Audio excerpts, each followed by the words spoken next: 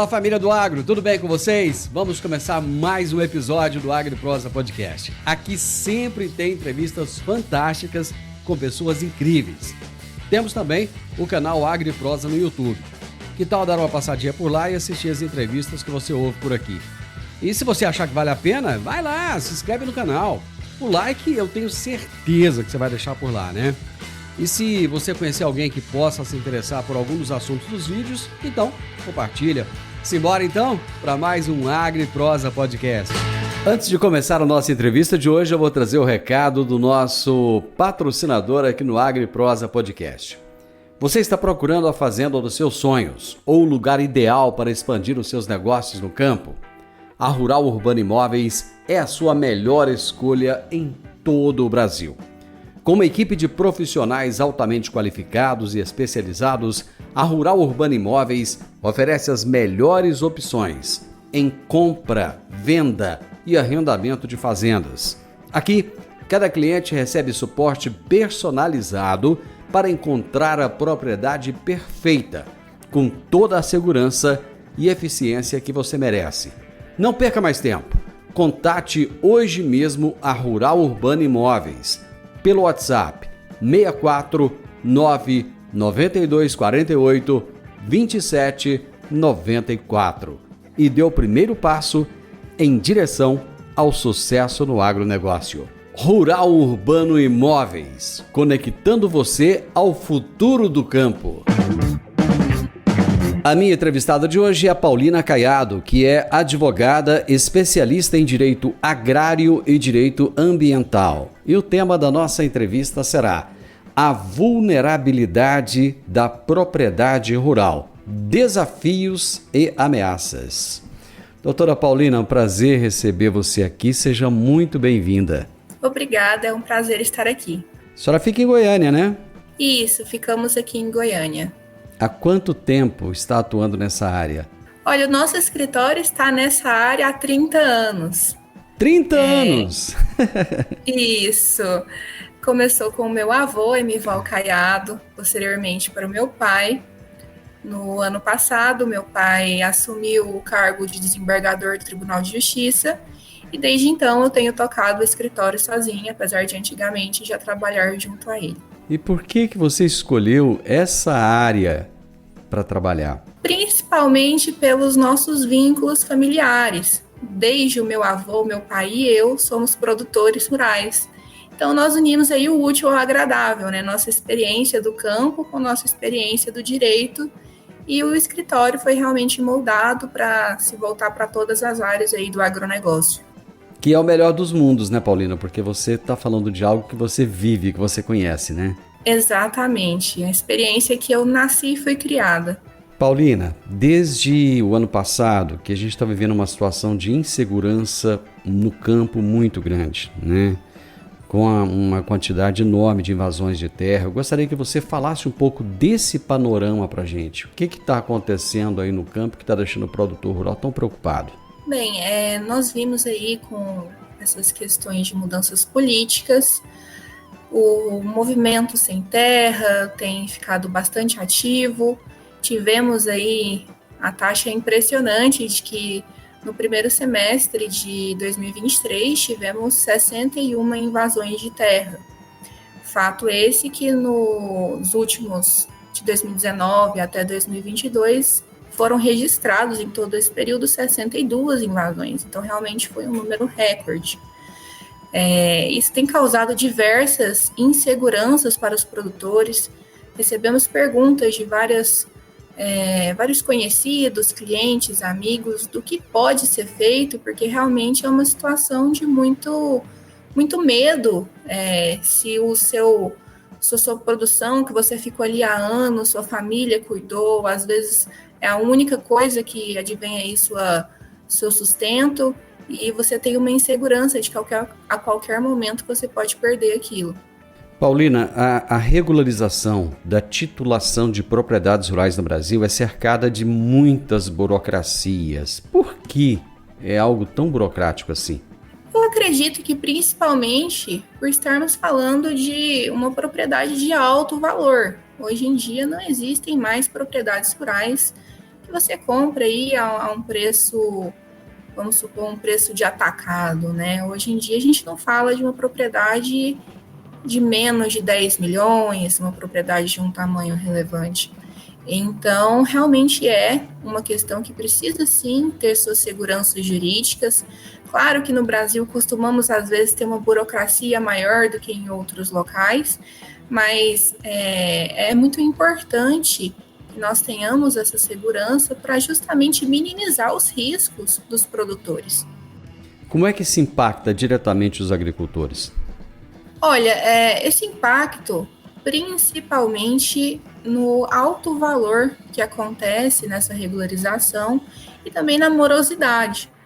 Muitas vezes, e aí depende muito da forma que está sendo adquirido aquele imóvel, se é por doação, compra e venda, um processo judicial, mas sempre existem altas taxas de escritura, registro, impostos de transmissão, às vezes também honorários advocatícios. Então, realmente é um valor bem relevante, bem impactante, e também é algo moroso, né? Então, às vezes, o produtor precisa daquilo para ontem.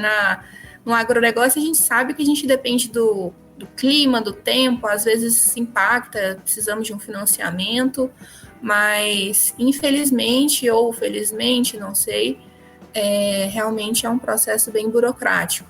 Paulina, como é que está o estado de Goiás em relação a essas invasões de terra?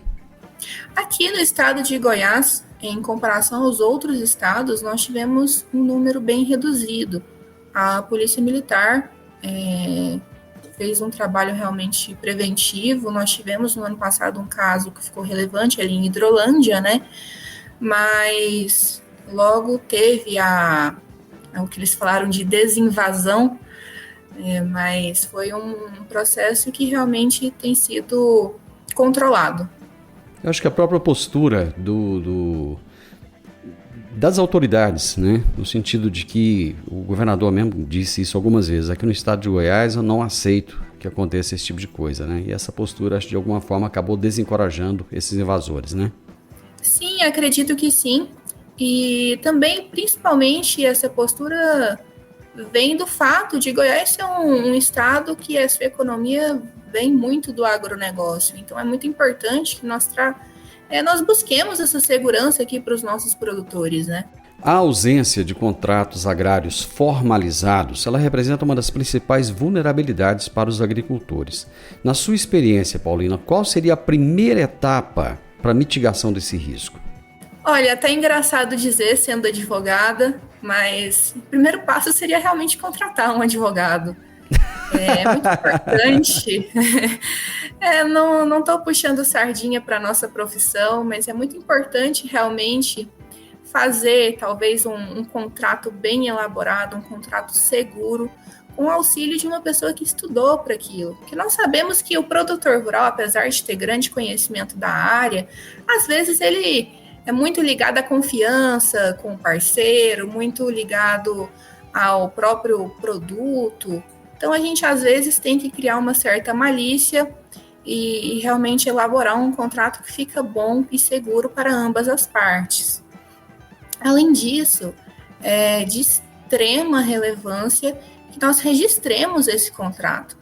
Hoje em dia, a gente vê muito aqui no nosso escritório que a maioria dos produtores, justamente por essa relação de confiança, acaba fazendo um contrato, às vezes faz uma combinação ali, começa a tocar um negócio e deixa aquele contrato na gaveta. E isso não tem uma publicidade. Então, é muito importante que você pegue esse contrato agrário, registre ele para que traga essa publicidade, para que realmente surtam os efeitos.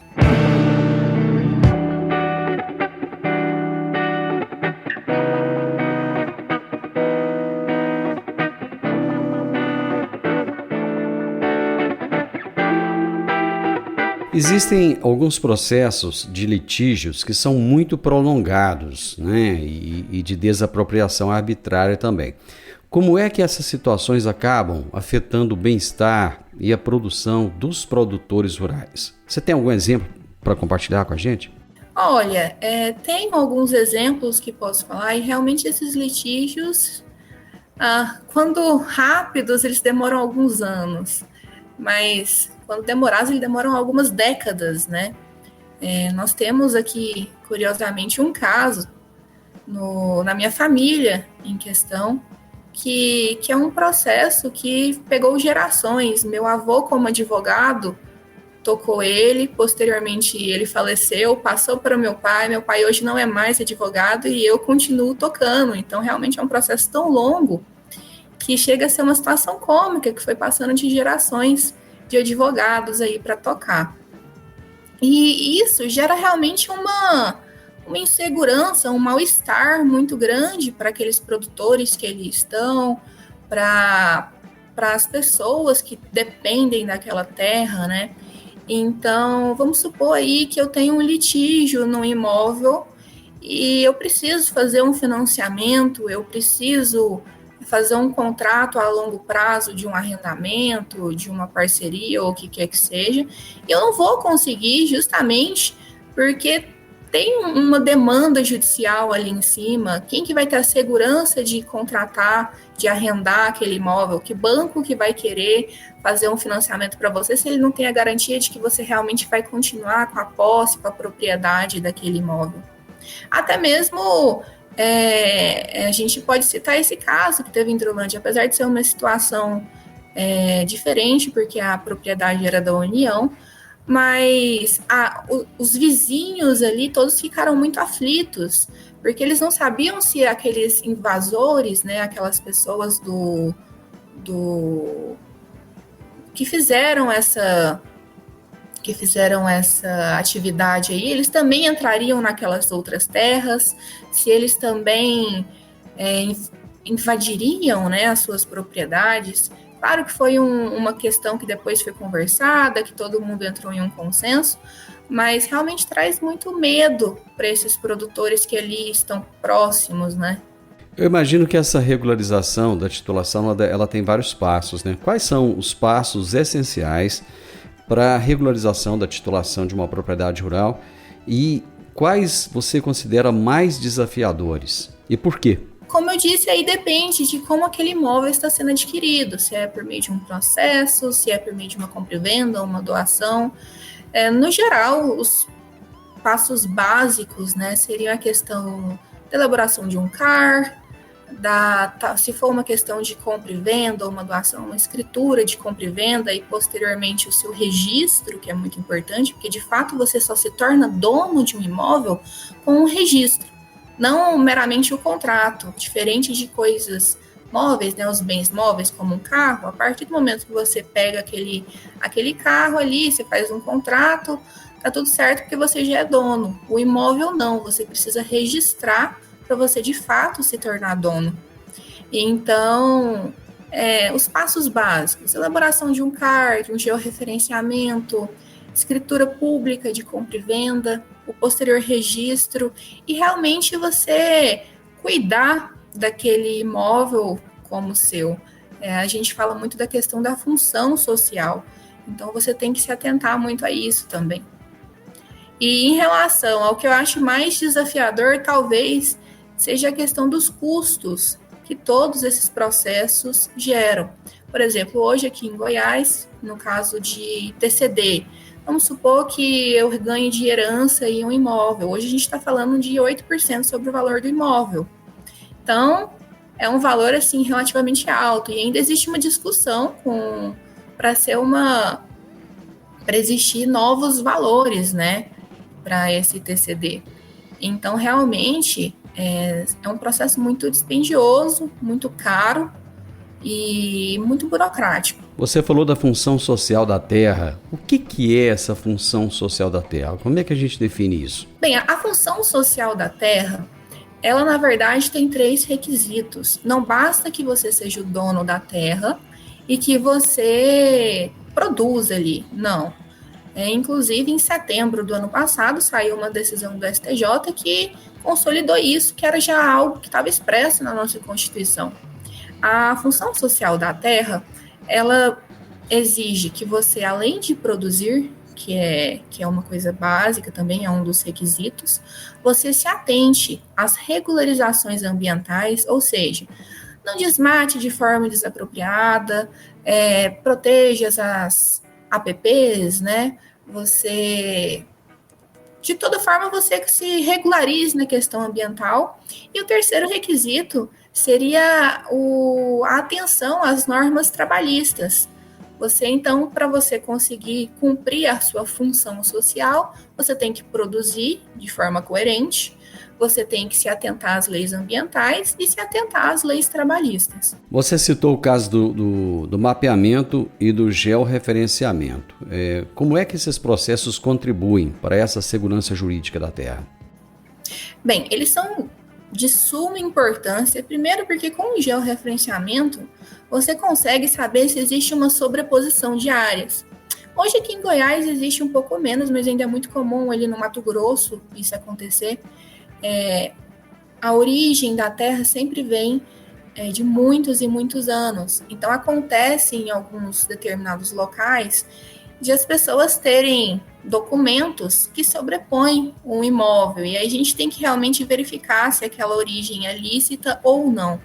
E com isso, o georreferenciamento, o CAR, você consegue realmente definir onde fica o seu imóvel, onde são os limites do seu imóvel, se você está realmente... Às vezes você entra com um processo porque você acha que alguém invadiu e sua terra nem mesmo é ali, para você ver realmente a relevância. Então, você tendo um georreferenciamento bem feito, você consegue determinar os seus confrontantes, a sua área determinada, se ela é maior ou menor do que o seu documento, que também acontecia, por exemplo... Documentos muito antigos vão falar que a sua terra é até o córrego tal, dividido com fulano que já morreu há muitos anos. Então, era algo muito abstrato. E eles faziam uma medição abstrata também. Então, pode acontecer que no seu documento seja tanto maior quanto menor, de fato. E com esse georreferenciamento, você consegue determinar isso e garantir a sua segurança, tanto dos seus limites quanto da sua área. Você citou também o CAR, que é o Cadastro Ambiental Rural, né? Como é que isso beneficia os agricultores nesse contexto das ameaças de usurpação e de desapropriação? Bem, o CAR, na verdade, é um requisito de todos os produtores, né? Ele é muito importante, inclusive, para a gente falar do que é o Animus Domini. O que é esse Animus Domini? É justamente a vontade de ser dono. Quando nós falamos em ação de uso capião e tudo mais, nós falamos de uma questão possessória, né? A pessoa estava ali, às vezes ela está numa terra querendo ser dono daquilo. Se você tem os seus registros, se você tem realmente a execução das atividades ali, você consegue provar que não, que na verdade você que tinha esse animus domini. Então o CAR, além, claro, da proteção ambiental que ele traz, que é muito importante para a perpetuação da atividade rural, às vezes você vai ali proteger nascentes, vai proteger margens de rio para evitar assoreamento, ele ainda é muito importante para garantir essa sua função de dono, essa sua vontade de ser dono daquele imóvel. É uma prova essencial realmente em litígios. Por que tem tantos produtores ainda sem o CAR? Acredito que falta de conhecimento. Infelizmente, não é muito propagado aí no meio rural a importância desses documentos. Acredito que hoje, além da questão política, realmente, mas o que tem se falado muito nessa propagação de invasões de terra é falta de conhecimento. O produtor, às vezes, não sabe que é necessário executar a função social da terra, o produtor, às vezes, não sabe da necessidade de um georreferenciamento, de um CAR, de um registro de imóvel, que é muito comum também. Que nem eu falei, às vezes o produtor pensa, eu já tenho uma escritura, já sou o dono. Não, você precisa registrar. Muitas vezes realmente é falta de conhecimento. Eu acho que muitas pessoas pensam também que, no caso do CAR, que ele visa apenas uma fiscalização do governo por parte do proprietário. Eu acho que fica essa preocupação. Eu não sei se eu estou errado nesse pensamento meu. Acredito que sim. Infelizmente, ainda existe uma questão burocrática muito grande, é uma questão, às vezes, não digo de embate político, não, mas realmente uma burocratização dos direitos ambientais para com o produtor. Então, existe sim um medo do produtor rural, mas conforme eu falei, hoje em dia o cara é requisito fundamental, é obrigatório, então na verdade é mais maléfico do que benéfico você não ter. E isso pouco importa, porque hoje com os satélites, né, as imagens em tempo real, se o produtor às vezes ele comete alguma infração ambiental, ele tendo ou não tendo o CAR, vão saber da mesma forma.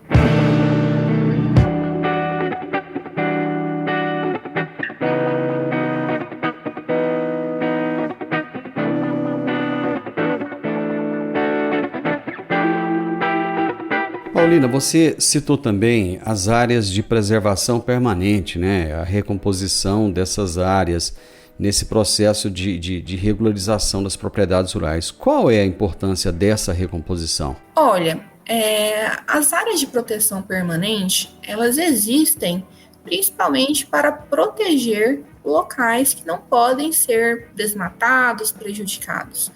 Isso é muito importante, como eu falei, para a perpetuação da sua atividade. Vejamos aqui um exemplo. Nós temos a proteção das margens dos rios. Para que isso serve? Para, às vezes, uma chuva não vir de forma muito acelerada aquela água e começar um assoreamento naquele rio. Com isso, você perde a sua fonte de água na sua propriedade.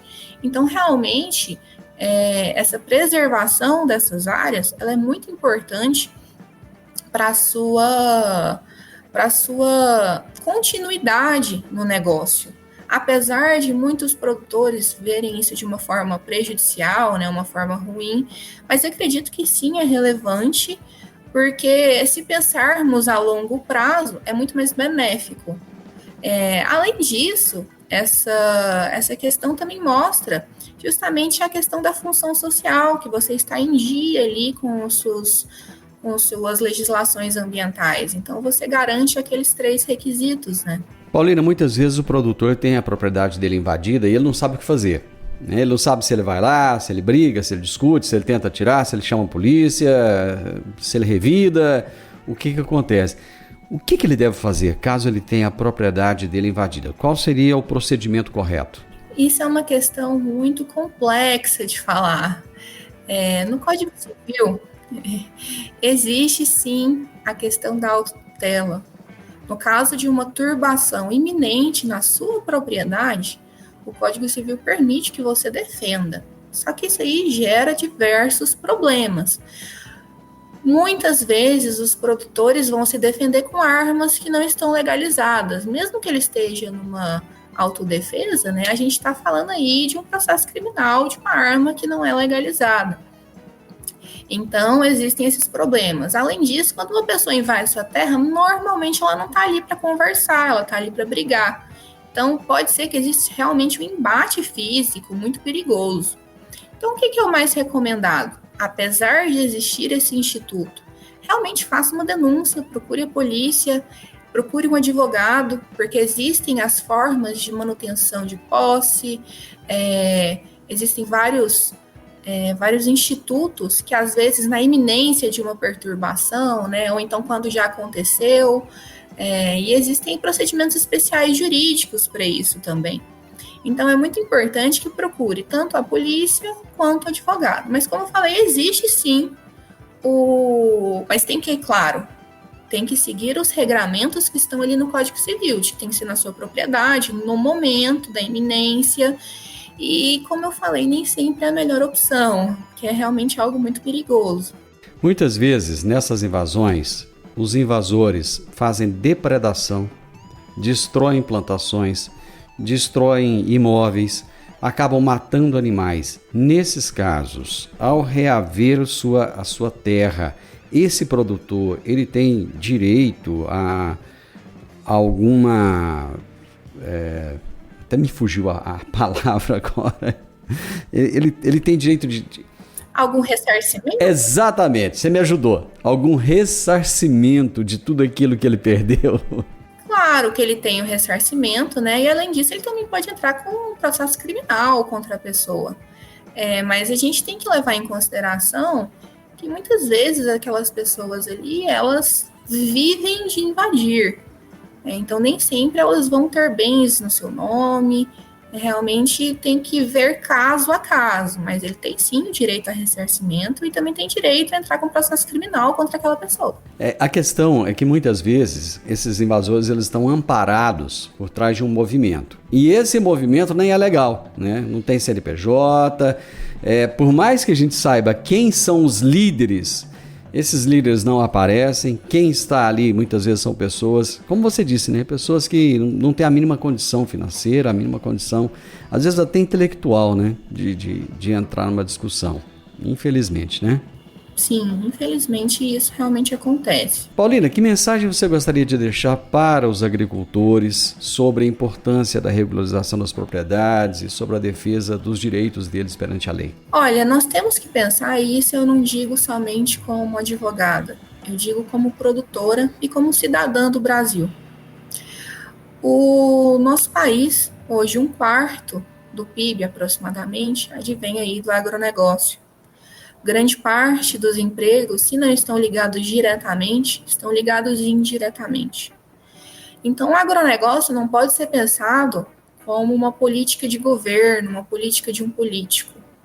Tem que ser realmente pensado em uma política pública, tem que ser realmente mostrada a sua importância. E nós, como produtores, nós como cidadãos, nós temos que realmente garantir os nossos direitos e buscar as nossas proteções para, inclusive, fomentar o nosso país, já que é tão importante.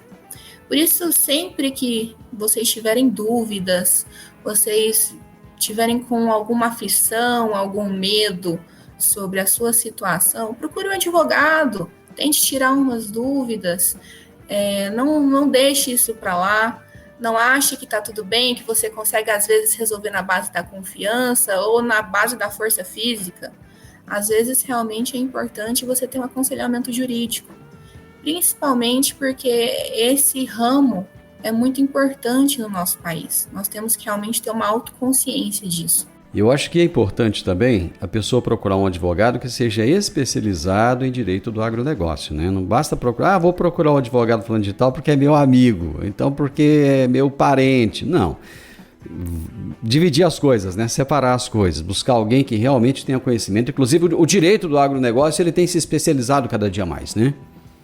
Sim, inclusive existe uma diferença entre direito agrário e direito do agronegócio. Direito agrário é muito ligado realmente à questão da terra, do latifúndio. Já o direito do agronegócio mais ligado às comercializações, às relações interpessoais do agronegócio. Ambos são muito importantes para o nosso meio e, como o senhor falou, é muito importante realmente buscar um advogado especializado. Eu acredito que a pessoa que se especializa em um assunto, ela consegue realmente defender os seus direitos de uma forma melhor. Claro que todo auxílio jurídico é válido. A nossa profissão realmente é uma profissão, como já dizia meu pai, não é uma profissão para covardes. E ainda mais nessa área do agronegócio, que o pessoal é tão apaixonado, né? Existem conflitos tão apaixonantes. Então, às vezes, realmente buscar um auxílio que já tem uma experiência com aquilo, que já tem uma vivência naquela situação, é o melhor caminho. Paulina, quem quiser encontrar vocês, saber mais informações, vocês estão presentes nas redes sociais? Sim. Nós temos Instagram, estamos também fazendo, na verdade, uma transição de marca, mas hoje nosso Instagram é caiado.advocacia. Em breve faremos a nossa inauguração da marca Paulina Caiado Advocacia, mas por enquanto continuamos nesse mesmo Instagram e nesse mesmo contato. Parabéns, eu adorei conversar com você, foi muito proveitoso, você trouxe as informações de forma relevante, de forma fácil de entender e eu acho que é isso que a nossa audiência precisa. Te agradeço imensamente, muitíssimo obrigado e volte sempre que quiser. Muito obrigado, agradeço realmente a oportunidade de estar aqui. Tenho muito prazer em falar isso sobre esse assunto, né? Porque realmente, como eu expliquei, é uma vivência que eu tenho como produtora também, sei a relevância e as inseguranças que nós sentimos. Eu conversei com Paulina Caiado, que é advogada, especialista em direito agrário e direito ambiental e também é produtora rural. Ela vive a realidade do agronegócio, ela conhece na prática, né, o que é o agronegócio. E nós falamos a respeito da vulnerabilidade da propriedade rural, os desafios e as ameaças sofridas pelos produtores rurais. O podcast Agro e Prosa tem o objetivo de falar do agronegócio de forma fácil, simples e descomplicada. Diariamente conversamos com os maiores atores do agro e abordamos os mais diversos assuntos de interesse de produtores rurais, técnicos, pesquisadores, profissionais da área e simpatizantes do agronegócio. Se você gosta do nosso podcast, então você pode nos ajudar. É muito simples. Basta seguir-nos nas principais plataformas de streaming e também no YouTube. Se você deixar um gostei, compartilhar os episódios e deixar um comentário, já vai nos ajudar muito a dar relevância tanto ao podcast quanto ao canal. E o mais importante de tudo, nos siga para receber notificações de novos vídeos e episódios. Um grande abraço para você e até a nossa próxima prosa.